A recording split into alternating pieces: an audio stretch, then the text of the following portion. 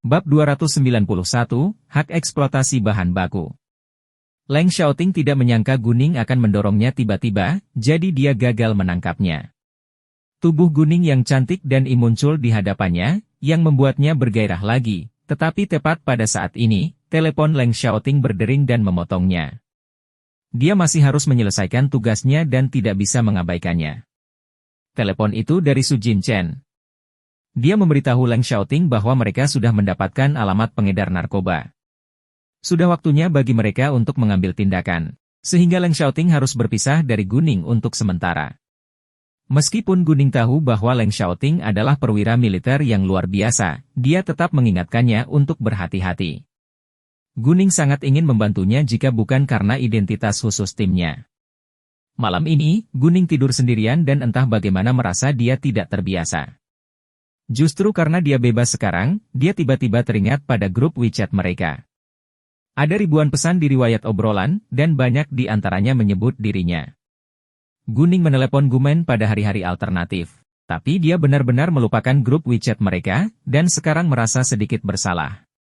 Saat Guning muncul, diskusi yang bersemangat dimulai. Guning, bagaimana kabarmu akhir-akhir ini? Hauran, wah.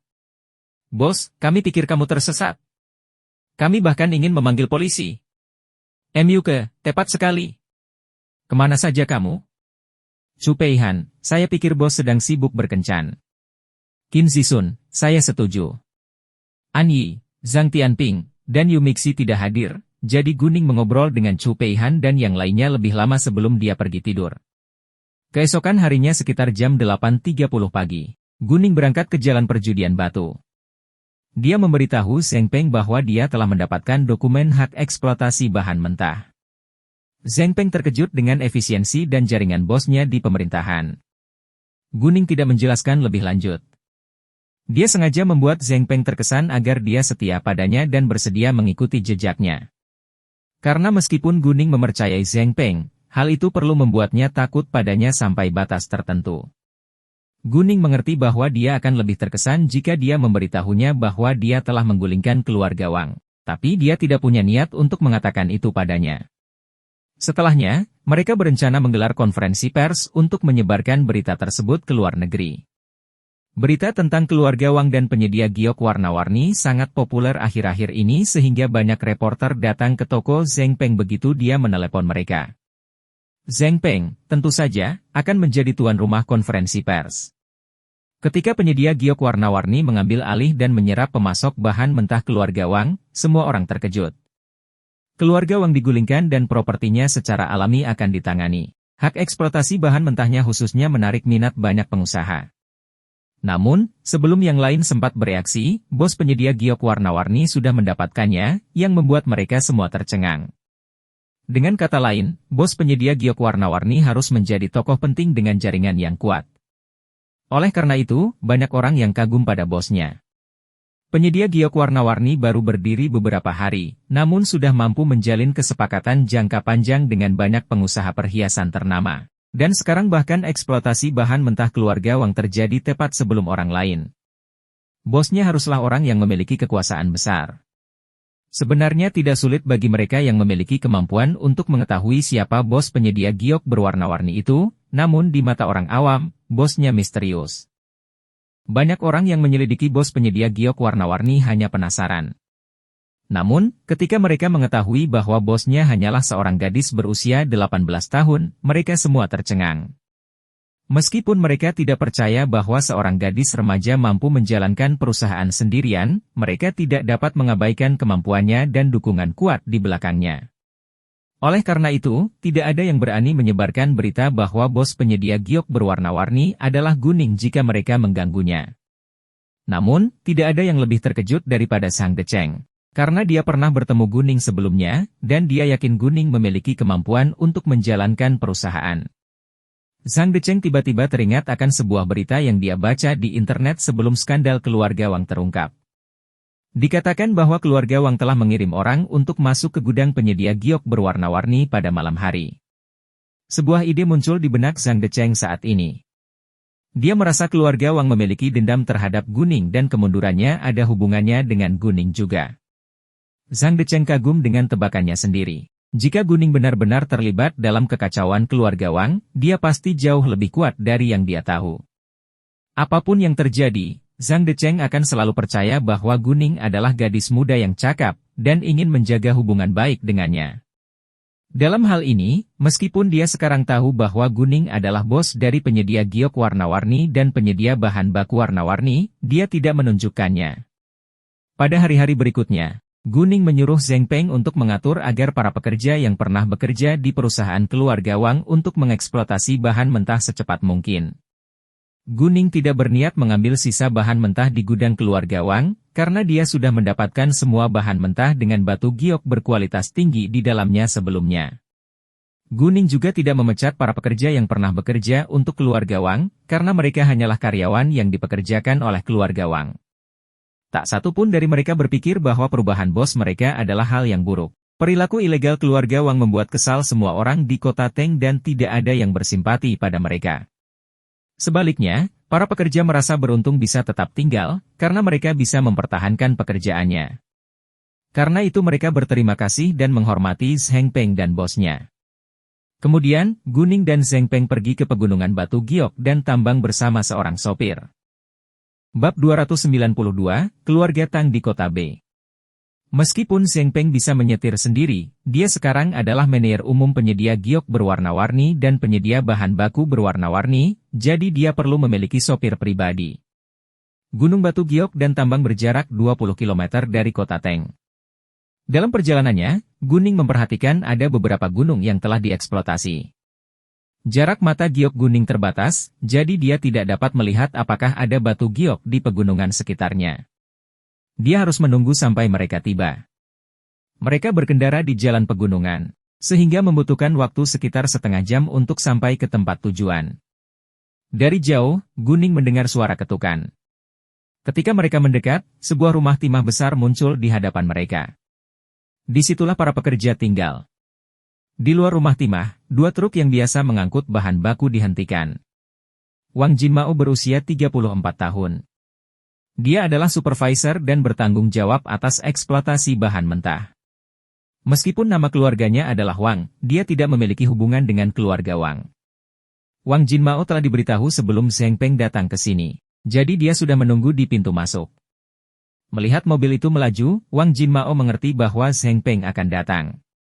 Mobil berhenti di lokasi, pengemudi keluar terlebih dahulu dan membuka pintu untuk Zheng Peng sementara Guning turun sendiri.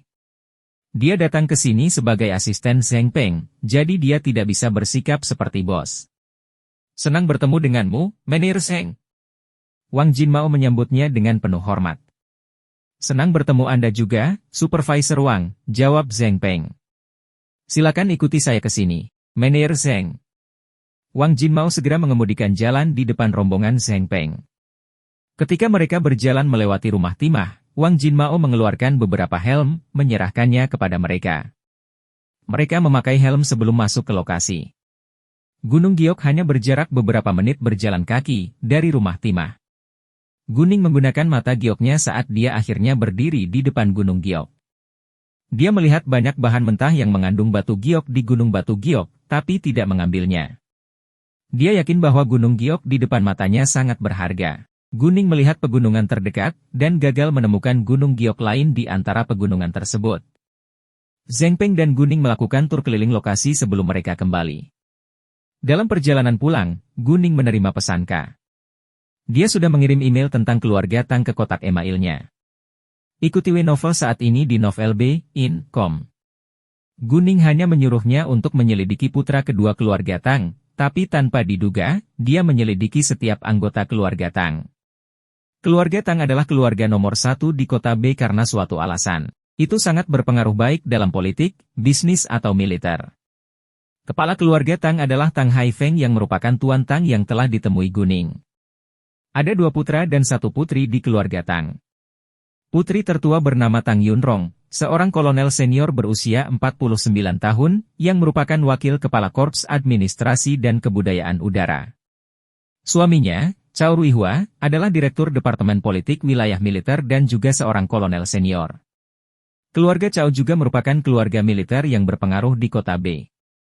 Mereka memiliki seorang putra dan putri. Putra mereka bernama Cha Wenjun, dan merupakan kapten organisasi polisi kriminal berusia 25 tahun. Putri mereka adalah Cha Wenxin dan berusia 23 tahun. Dia baru saja lulus dari universitas.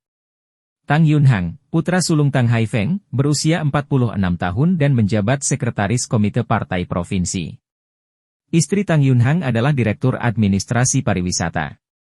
Mereka memiliki 2 putra kembar dan keduanya berusia 22 tahun. Yang lebih tua bernama Tang Jiakai, dan yang lebih muda bernama Tang Jiayang. Salah satunya adalah seorang junior yang belajar di Universitas Kota B, sementara yang lainnya belajar di luar negeri. Putra kedua Tang Haifeng adalah Tang Yunfan. Dia baru berusia 42 tahun, namun merupakan orang terkaya di Kota B. Dia sekarang adalah ketua grup Tang Huang dan tidak memiliki istri atau anak. Tang Yunfan memang pernah menghilang 19 tahun lalu, dan ini bukan rahasia lagi di kalangan selebriti Kota B. Keluarga Tang bukanlah keluarga nomor 1 di Kota B 19 tahun yang lalu, namun masih merupakan keluarga super kaya. Tang Yunfan adalah orang paling berbakat dalam bisnis di antara keluarga Tang, jadi Tang Haifeng mengangkat Tang Yunfan menjadi penggantinya. Namun, adik laki-laki Tang Haifeng, Tang Haiming, memiliki ambisi untuk mewarisi properti keluarga Tang, jadi dia bersekongkol melawan Tang Yunfan. Tidak ada seorang pun yang benar-benar mengetahui detail apa yang terjadi pada tahun itu, karena itu adalah cerita lama dan teknologi pada saat itu belum maju. Bahkan Tang Yunfan sendiri lupa detailnya. Konon seseorang menemukan Tang Yunfan di sungai. Sejak itu, kepribadian Tang Yunfan berubah total. Dia sibuk dengan pekerjaannya sepanjang waktu, dan tidak pernah menikah, atau punya anak. Dalam belasan tahun, keluarga Tang berkembang menjadi keluarga nomor 1 di Kota B dengan aset 100 miliar yuan di bawah kepemimpinan Tang Yunfan. Dia menghilang selama setahun 19 tahun yang lalu dan ditemukan di sungai. Memikirkan hal itu, Guning semakin yakin bahwa Tang Yunfan bisa menjadi ayah kandungnya. Ada juga foto keluarga yang dilampirkan di email. Ketika pandangan Guning tertuju pada Tang Yunfan, dia yakin bahwa Tang Yunfan pastilah ayah kandungnya. Meskipun Tang Yunfan terlihat berbeda di usia awal 40-an dibandingkan ketika dia masih muda, mudah untuk melihat bahwa ciri-cirinya dan Guning mirip. Nama keluarga Guning adalah Tang dalam inkarnasi sebelumnya. Dan ayah kandungnya juga memiliki nama keluarga yang sama. Mungkin dia ditakdirkan menjadi anggota keluarga Tang.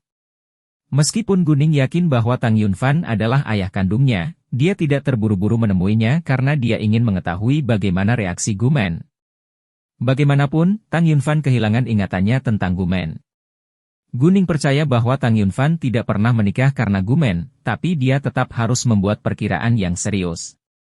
Selama Tang Yunfan bertemu Gumen lagi, dia mungkin bisa mendapatkan kembali ingatannya. Selain itu, jika dia kehilangan ingatannya karena otaknya rusak, kekuatan Guning juga bisa sangat membantu. Yang terpenting, jika Tang Yunfan hanyalah orang biasa, Gumen akan sangat ingin bertemu dengannya, tetapi Tang Yunfan sekarang adalah pewaris keluarga super kaya, Guning khawatir Gumen akan melakukan pemesanan diri di hadapannya. Meskipun Guning tidak menganggap itu masalah yang sama selama mereka masih saling mencintai, dia bukanlah Gumen dan tidak bisa memaksanya untuk berpikir demikian. Apapun yang terjadi, Guning memutuskan untuk mendukung siapa Gumen dan dia tidak akan pernah membiarkan pun membenci Gumen.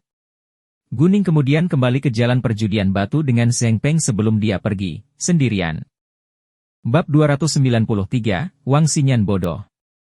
Namun, saat Guning berjalan ke pintu masuk jalan, seseorang berlari ke arahnya dengan pisau di tangannya sambil berteriak, "Jalang! Aku akan membunuhmu!" Orang-orang terkejut dengan pemandangan itu, tapi Guning tetap tenang. Wang Xinyan benar-benar bodoh. Guning tidak melarikan diri.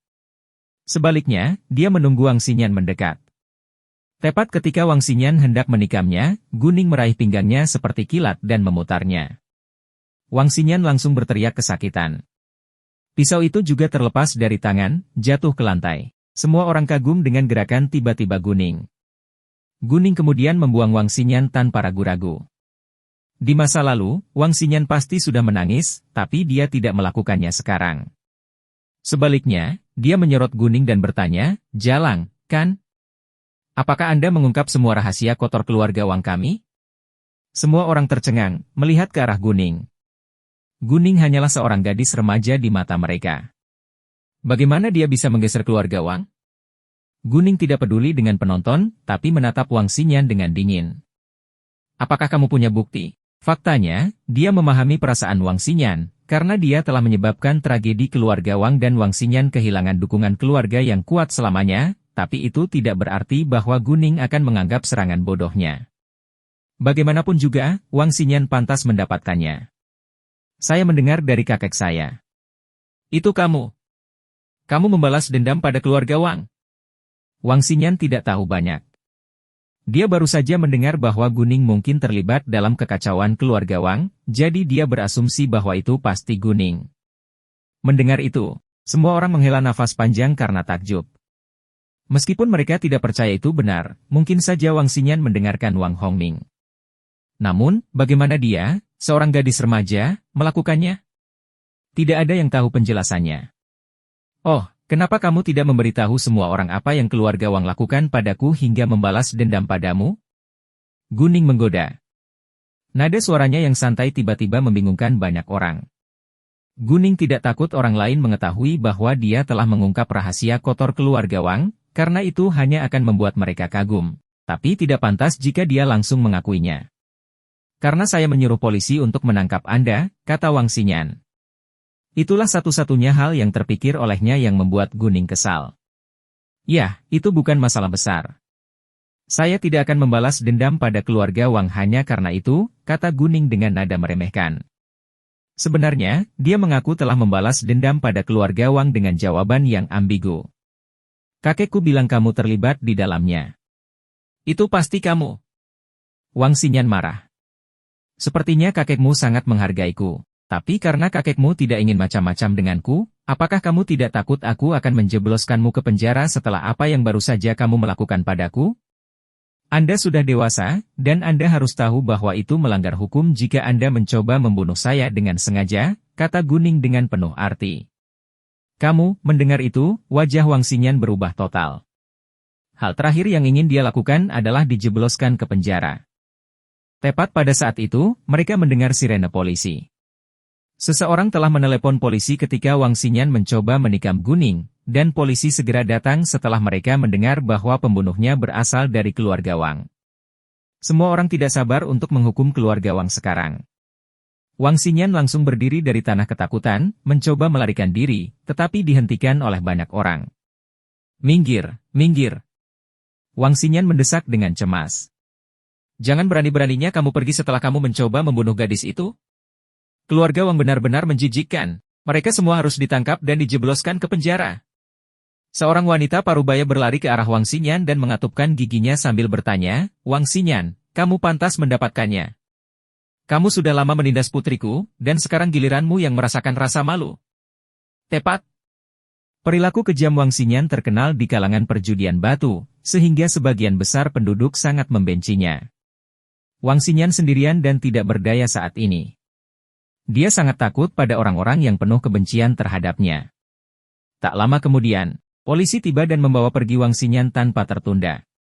Guning mengikuti mereka, pergi ke kantor polisi juga, karena dialah korbannya. Biarkan aku pergi. Atau keluarga Wang akan menghukummu. Wang Xinyan sudah terbiasa membiasakan orang.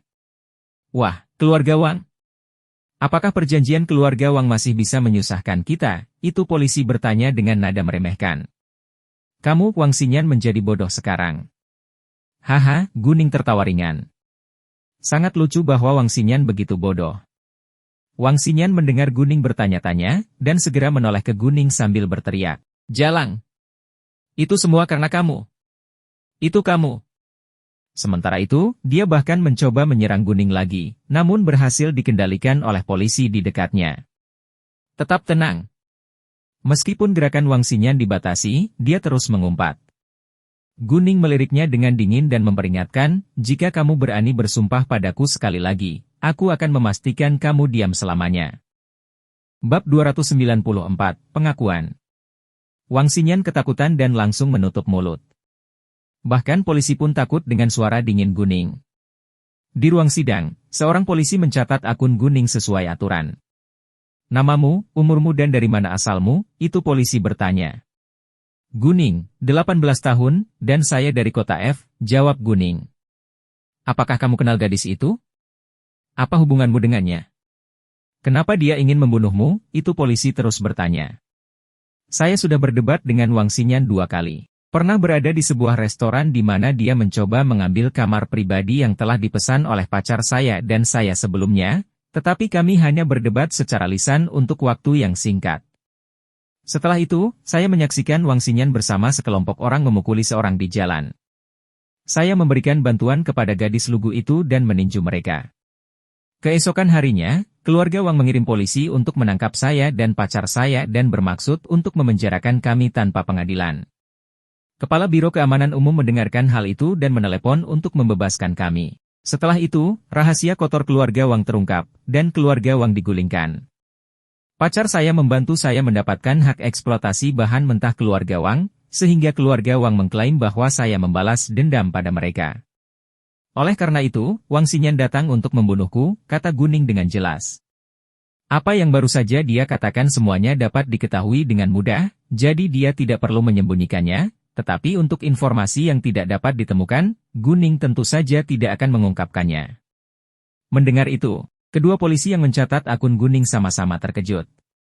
Yang mengejutkan mereka, gadis muda di depan mata mereka ini adalah gadis yang dipanggil oleh Kepala Biro Keamanan Umum untuk dibebaskan, dan dia bahkan mendapatkan eksploitasi bahan mentah keluarga Wang tepat sebelum orang lain. Dia tidak mungkin menjadi gadis biasa. Kedua polisi itu segera mengubah sikapnya dan tersenyum ramah. Mereka membiarkan Guning segera pergi tanpa menganiayanya lebih jauh. Tidak peduli apakah Guning mengatakan yang sebenarnya atau tidak, tidak dapat disangkal bahwa Wang Xinyan telah mencoba membunuh. Mereka telah mengumpulkan semua bukti, jadi Wang Xinyan langsung ditangkap. Dia bertekad untuk menjatuhkan hukuman bertahun-tahun penjara. Berita buruk ini sekali lagi menimpa keluarga Wang. Mereka semua membenci Guning sampai mati, tapi mereka tidak bisa berbuat apa-apa, karena hanya ada Wang Hongming yang terbaring sakit di tempat tidur bersama dengan sekelompok wanita yang tidak berguna di keluarga Wang sekarang. Zheng Peng, Tang Haifeng, Zhang Decheng dan Yan Shui semuanya menelepon Guning setelah mereka mendengar berita itu. Mendengar bahwa Guning baik-baik saja dan aman, mereka semua menjadi santai. Sekitar jam 6 sore, Wang Jinmao mengirimkan truk bahan mentah ke gudang mereka. Saat mereka memindahkan bahan mentah, Guning memasukkan semua bahan mentah dengan batu giok tingkat atas ke dalam gudang kecil. Dia berencana memotong batu giok itu sendiri dan menjadikannya perhiasan. Dan dia akan memasok sisanya kepada pengusaha perhiasan lainnya. Dia menjalankan banyak jenis bisnis yang berhubungan dengan batu giok sekarang, dan dia perlu membuat pengaturan yang baik. Meskipun bos penyedia bahan baku keluarga Wang telah berubah, klien keluarga Wang tetap tinggal.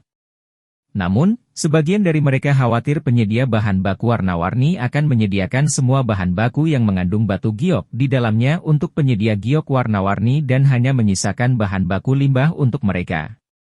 Namun, Zheng Peng berjanji bahwa mereka akan memperlakukan kliennya dengan adil. Leng Xiaoting telah berangkat untuk tugasnya 2 hari lalu. Dia belum kembali, atau menelepon atau mengirim pesan kepada Guning. Guning mengerti bahwa dia harus sibuk dengan tugasnya, jadi dia juga tidak menelepon atau mengirim pesan kepadanya. Di pagi hari, Guning menerima telepon Tuan Tang. Tuan Tang akan segera kembali ke kota B, dan dia mengundangnya untuk makan bersama sebelum dia pergi. Guning memiliki emosi yang campur aduk sekarang setelah dia mengetahui bahwa Tuan Tang adalah kakek kandungnya. Meskipun Tang Aining yang ada di tubuh Guning sekarang, mereka berbagi tubuh dan perasaan yang sama. Gadisku, ayo duduk. Tang Haifeng sangat senang dan senang melihat Guning setiap saat. Dia bahkan berdiri untuk menyambutnya secara langsung. Kakek Tang, silakan tetap duduk. Guning segera berjalan mendekat dan membantu Tang Haifeng duduk. Panggil saja aku kakek. Tang Haifeng sedikit mengeluh. Tentu, kakek, kata Guning lagi. Haha, bagus sekali. Apa yang ingin kamu miliki? Aku akan berangkat ke kota B sore ini, dan aku tidak tahu kapan aku bisa bertemu denganmu lagi. Tang Haifeng sedikit sedih. Guning tidak ingin melihat Tang Haifeng dibicarakan, jadi dia berjanji.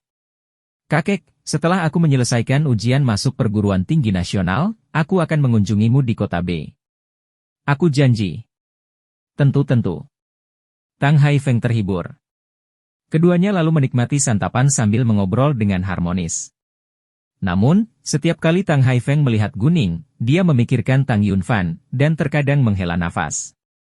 Guning mengerti mengapa Tang Haifeng menghela nafas, tapi tidak bertanya lebih jauh kalau dia akan lebih sedih. Namun, Guning tidak bisa mengabaikannya terlalu lama. Jadi dia akhirnya bertanya, "Kakek, kenapa kamu sering menghela nafas? Apakah Anda memiliki kenangan buruk di benak Anda? Maukah kamu memberitahuku?" Faktanya, Tang Haifeng bersedia berbicara dengan Guning tentang kekhawatirannya. "Ya, aku baru saja memikirkan putra keduaku. Dia bekerja sepanjang hari, sepanjang waktu. Saya khawatir dengan kesehatannya jika dia sibuk bekerja 24/7. Selain itu, usianya kini sudah 42 tahun, namun ia menolak menikah atau mempunyai anak. Sebagai ayahnya, saya tahu dia sebenarnya merasa kesepian meski sibuk bekerja dan terlihat baik-baik saja." Tang Yunfan telah menjalani hidupnya selama lebih dari 1 dekade, dan Tang Haifeng seharusnya sudah terbiasa dengan hal itu sejak dini, tetapi Tang Haifeng adalah seorang lelaki tua yang menua. Dia mengira hidupnya akan segera berakhir, dan dia sangat bergantung pada putra keduanya, Tang Yunfan. Bab 295, Cucu Perempuan. Mendengar itu, Guning bersimpati pada Tang Yunfan.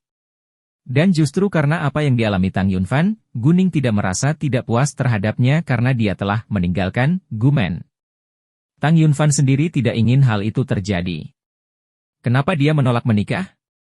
Guning bertanya. Bab ini diperbarui oleh Nov.com. Kami tidak tahu, karena dia tidak mau memberitahu kami, tapi menurut saya dia juga tidak tahu alasan mengapa dia enggan menikah. Awalnya kami meremehkan orientasi seksualnya, tapi dia bukan gay, kata Tang Haifeng pasrah. Sebagai ayah Tang Yunfan, dia juga tidak mengerti mengapa dia menolak menikah. Mungkin dia sudah jatuh cinta dengan seorang wanita tapi tidak bisa bersamanya, jadi dia menolak menikah sekarang, kata Guning. Saya memiliki ide yang sama sebelumnya. Saya menyelidikinya, tetapi gagal menemukan petunjuk apapun, jawab Tang Haifeng. Tuan, menurutku itu ada pada ingatan Tuan Tang, kata Tang Wu. Itu adalah dugaan sebelumnya, namun tidak memiliki bukti sehingga tidak ada yang mempercayainya. Tang Haifeng merasa lebih sedih dan menghela nafas. Kakek, jangan khawatir. Hidup ini penuh dengan perubahan. Mungkin anak Anda akan berubah pikiran suatu hari nanti. Guning menghibur Tuan Tang, meskipun dia tahu itu tidak ada artinya. Jika Tang Haifeng bisa melepaskannya, dia tidak akan begitu sedih sekarang. Memang, Tuan Tang mengerti apa yang baru saja dikatakan Guning, tapi dia masih harus menerima kebenarannya. Agar Guning tidak kesal, Tang Haifeng berpura-pura bahagia. Tentu saja. Hidup ini penuh dengan perubahan. Meski Sayang Yunfan menolak menikah, saya tidak akan memaksanya. Guning mengerti bahwa Tuan Tang berpura-pura, dan segera mengubah topik yang tenggelam. Setelah makan, Tang Haifeng melirik Tang Wen dengan penuh pengertian, dan Tang Wen segera mengeluarkan sebuah kotak seukuran telapak tangan dan menyerahkannya kepada Tang Haifeng. Gadisku, karena kamu adalah cucuku sekarang, ini adalah hadiah yang kuberikan padamu sebagai kakekmu, kata Tang Haifeng kepada Guning. Ada 2 kartu di dalamnya. Salah satunya adalah kartu hitam untuk Hotel Huangdeng. Anda dapat memperoleh akomodasi, makanan, dan minuman gratis di jaringan Hotel Huangdeng di seluruh negeri. Yang lainnya adalah kartu hitam untuk pusat perbelanjaan Fengxiang. Anda dapat berbelanja di sana secara gratis seumur hidup Anda. Namun, batas bulanannya adalah 100.000 yuan.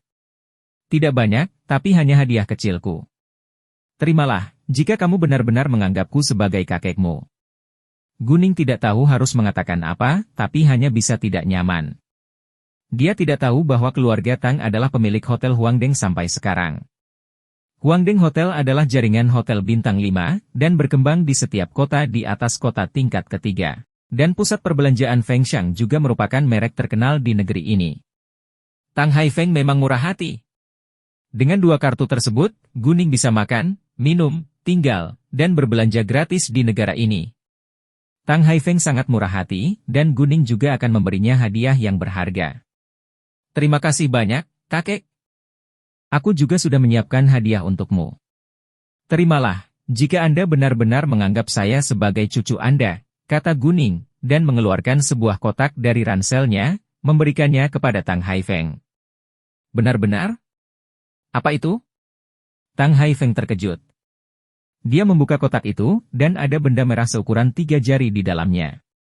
Sebelum Tang Haifeng sempat bertanya, Gu Ning membuka mulutnya lagi. Itu karang merah alami. Saya berencana membuatkan gelang untuk Anda, tetapi waktunya terbatas, jadi saya hanya bisa memberikan bahan mentahnya saja. Mohon tidak keberatan. Apa? Karang merah alami? Tang Haifeng tercengang kali ini. Tang Wen dan Tang Wu juga terkejut. Mereka semua pernah mendengar tentang karang merah alami, yang sangat langka dan mahal. Hadiah Gu Ning setidaknya bernilai jutaan yuan. Ini terlalu mahal. Tang Haifeng berpikir bahwa Gu Ning yang masih seorang gadis remaja tidak perlu memberinya hadiah mahal. Kakek, tolong ambillah. Jika kamu tidak menginginkan hadiahku, aku akan mengembalikan hadiahmu kepadamu juga, kata Gu Ning sengaja, dan segera mengambil hadiah Tuan Tang. Tang Haifeng segera menghentikannya dan berkata, baiklah, saya akan menerimanya. Jelas, Gu Ning telah menyiapkan hadiah untuknya, yang sangat menyentuh hati Tang Haifeng. Mereka kemudian mengobrol lebih lama sebelum berpisah. Gu Ning mengusulkan untuk mengirim Tang Haifeng ke bandara, namun ditolak, karena Tang Haifeng tidak ingin membuang waktu. Setelah itu, Gu Ning pergi ke gedung pabriknya. Dia berencana menghasilkan uang dengan berjudi batu di kota Teng dalam waktu 3 hari, tetapi tanpa diduga, banyak hal telah terjadi dan dia menghabiskan seminggu di kota Teng. Untungnya, hasilnya tidak buruk. Gu Ning sebenarnya tidak bermaksud untuk menggulingkan keluarga Wang, tetapi keluarga Wang terus mengganggunya, jadi pada akhirnya dia harus melakukannya. Jadi sekarang Gu Ning telah menyelesaikan bisnisnya di kota Teng dan memutuskan untuk berangkat ke ibu kota.